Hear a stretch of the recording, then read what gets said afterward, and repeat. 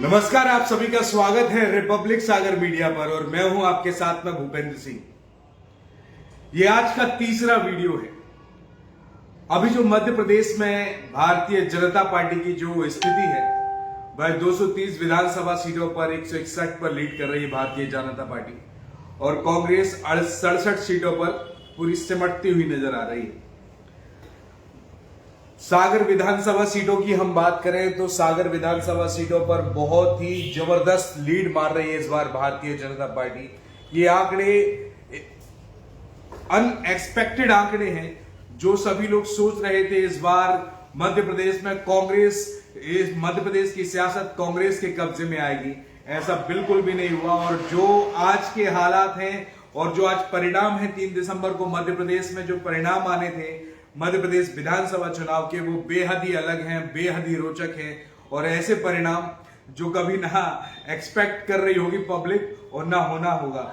अभी सागर विधानसभा क्षेत्र से बीजेपी के शैलेंद्र जैन 10,200 मतलब 10,000 से भी ज्यादा की लीड लिए हुए हैं। उसके बाद में हम नरियावी विधानसभा क्षेत्र से प्रदीप लारिया की बात करेंगे जो भारतीय जनता पार्टी से प्रत्याशी हैं। ये भी 10,000 प्लस की लीड लेके चल रहे हैं। उसके बाद में देवरी विधानसभा क्षेत्र से बीजेपी के ब्रज बिहारी पटेरिया, इन्होंने तो कमाल कर दिया। कहा जा रहा है कि ब्रज बिहारी पटेरिया जब देवरी विधानसभा क्षेत्र से जब प्रत्याशी घोषित किए थे, लोग अंदाजे लगा रहे थे कि अगर मान लीजिए कि हर से ज्यादा 5,000 वोटों से जीत रहे होंगे, अगर देवरी से है ना ब्रज बिहारी पटेरिया को वोट दिया है तो वो आंकड़ा 5 की जगह 50,000 की लीड पर जाएगा। यानी कि एक ऐतिहासिक जीत होगी हर्ष यादव की अगर ब्रज बिहारी पटेरिया के सामने वो चुनाव लड़ेंगे। लेकिन यहाँ पर तो उल्टा हो गया, लगभग 23,000 के मतों से यहाँ पर भारतीय जनता पार्टी से ब्रज बिहारी पटेरिया आगे है। लेकिन सुर्खी विधानसभा क्षेत्र में इस बार कांटे की टक्कर दिख रही है। भारतीय जनता पार्टी से गोविंद सिंह राजपूत तो वहीं कांग्रेस से नीरज पटेल के बीच में लगातार अप डाउन हो रहा है। कभी भाजपा के प्रत्याशी आगे निकल रहे हैं गोविंद सिंह, तो कभी है ना कांग्रेस के प्रत्याशी नीरज पटेल आगे निकल रहे हैं। काफी टक्कर का चुनाव है इस बार का सुर्खी विधानसभा क्षेत्र का। लेकिन हम दूसरी तरफ बात करेंगे बंडा विधानसभा सीट की। बंडा विधानसभा सीट का जो त्रिकोणीय चुनाव कहा जा रहा था इस बार तो समझ लो बिल्कुल अलग ही हो गया। लगभग 29,000 यानी कि 28-29,000 की लीड से यहां पर ब्रज बिहारी पटेरिया अपनी सरकार अपना आधिपत्य जमाते हुए दिख रहे हैं। एक कंफर्म और कर लू मैं एक बार।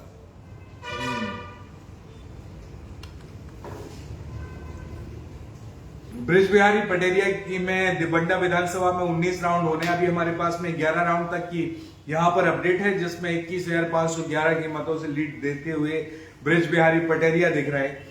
हम पूरे मध्य प्रदेश की बात करें तो मध्य प्रदेश की 230 विधानसभा सीटों में से 161 पर भारतीय जनता पार्टी लीड लेती हुई दिख रही है। अब देखते हैं, जहां पर सागर विधानसभा क्षेत्र की हम बात करें तो सागर विधानसभा क्षेत्र में 8 विधानसभा क्षेत्र हैं, जिन पर 6 पर भारतीय जनता पार्टी रही तो 2 पर कांग्रेस कब्जे में रही। अब जो कांग्रेस की जो 2 सीटें थी जो कांग्रेस के पास में थी, एक बंडा विधानसभा सीट थी, एक देवरी विधानसभा सीट थी। लेकिन अब पासे पलट गए हैं, जहां से बंडा विधानसभा सीट पर तरवर सिंह जी यहाँ पर उससे क्या कहते हैं बंडा विधानसभा सीट से पिछले साल 25,000 से भी ज्यादा मतों से विजय हुए थे। लेकिन आज बंडा विधानसभा सीट का मामला कुछ और है। लगभग 24 से 25,000 वोटों से यहां से भारतीय जनता पार्टी के वीरेंद्र सिंह लोधी आगे चल रहे हैं, और सुधीर यादव जी को लगभग 10,000 वोट मिले हैं जो इस बार आम आदमी पार्टी से लड़ रहे हैं। लेकिन तरवर सिंह जी का भी यहाँ पर गेम ओवर होते हुए दिख रहा है। इनका यहाँ पर सुपड़ा साफ होते हुए दिख रहा है पूरे कांग्रेस का। अब देखते हैं कि इसकी लीड कहां तक जाएगी और कितने लोग जीतेंगे यहाँ पर। लेकिन एक बात जरूर है, लेकिन इस बार का जो विधानसभा चुनाव हुआ है, विधानसभा चुनाव बेहद ही दिलचस्प हुआ है, बेहद ही रोचक हुआ है। भले ही नतीजा एक तरफा आए हो, लेकिन जो माहौल रहा और जो लोगों के जो हमने चुनावी जनमत किया था सागर की सभी विधानसभाओं को तो कवर नहीं कर पाए थे, लेकिन 4 से 5 विधानसभाओं को हमने चुनावी सर्वे में कवर किया। आम लोग तो चुप बैठे हुए थे, यानी कि जो आम वोटर हैं जिनका राजनीति से कोई सरोकार नहीं, वो चुप बैठा हुआ था। उसका रुझान मतदान में कहां जाना है या मतदान के बाद कहां गया, उन्होंने आखिरी तक नहीं बताया। लेकिन परिणाम के रूप में अब ये दिख रहा है। अब भारतीय जनता पार्टी इस बार मध्य प्रदेश में सरकार बनाने के लिए जा रही है, और अब मुझे नहीं लगता कि अब कोई भी आंकड़ा यहां पर बदलेगा। लगभग 60, 65, 70% के रेशियो अभी तक पूरे मध्य प्रदेश की विधानसभा चुनाव में आ चुके हैं, जहां पर भारतीय जनता पार्टी के दिग्गज नेता हैं। दिग्गज नेताओं की हम बात करें, जहां पर डॉक्टर गोविंद सिंह है, गोविंद सिंह की जो विधानसभा क्षेत्र है, लाहौर विधानसभा क्षेत्र है, लाहौर की हम स्थिति आपके लिए बता रहे हैं। लाहौर में गोविंद सिंह लगभग, डॉक्टर गोविंद सिंह जो नेता प्रतिपक्ष रहे कांग्रेस के, वो लगभग 7,000 मतों से पीछे हैं। यहां पर भारतीय जनता पार्टी के अम्बरीश शर्मा, जिनको हम गुड्डू भैया बोलते हैं, वो यहां पर लीड देखते हुए दिख रहे हैं। तो एक बड़ा नेता जो कांग्रेस का प्रतिपक्ष नेता रहा, वो भी इस बार के विधानसभा चुनाव में पटकनी खाता हुआ दिख रहा है। इससे साफ होता है कि जनता का रुख और जनता का रुझान किस ओर जा रहा है। उसके बाद हम और भी कई नेताओं की बात कर लेते हैं और हम राघवगढ़ सीट की बात बताते हैं। राघवगढ़ सीट में दिग्विजय सिंह जी के बेटे जयवर्धन सिंह जी हैं, जो यहाँ पर राघवगढ़ से मतलब चुनाव लड़ रहे हैं। लेकिन यहाँ पर कमाल का डिस्टेंस दिख रहा है। राघवगढ़ में जयवर्धन सिंह सिर्फ 4,263 मतों से आगे हैं, यानी कि 20 राउंड होने हैं, इसमें 14 राउंड हो चुके हैं। लेकिन इसमें भी ये क्या कमाल कर सकते हैं, ये तो जब पूरी राउंड हो जाएंगे, 20 राउंड हो जाएंगे, उसके बाद ही हमें पता चलेगा। लेकिन मध्य प्रदेश की जो हालत है, हम एक राउंड उनका भी बताते हैं। जो मध्य प्रदेश के कांग्रेस ने जिनको मुख्यमंत्री का चेहरा दिया, कमलनाथ जी को, कमलनाथ जी के छिंदवाड़ा एरिया का क्या रुझान है। छिंदवाड़ा की हम बात करें तो छिंदवाड़ा में कमलनाथ जी लगभग 23,107 मतों से लीड ले रहे हैं, यानी कि कांग्रेस छिंदवाड़ा में आगे चल रही है। यहां पर भारतीय जनता पार्टी ने विवेक बंटू साहू को प्रत्याशी के रूप में उतारा था, लेकिन वह पीछे चल रहे हैं। ये बहुत बड़ी सीट मानी जाती है, जहां छिंदवाड़ा कमलनाथ जी का गढ़ माना जाता है। लेकिन वो अपनी सीट तो निकाल रहा है, लेकिन मध्य प्रदेश में कांग्रेस की हालत ऐसी हो गई है कि अब कुछ कहा नहीं जा सकता। जो 2023 का विधानसभा चुनाव था, 2023 का विधानसभा बेहद ही रोचक था।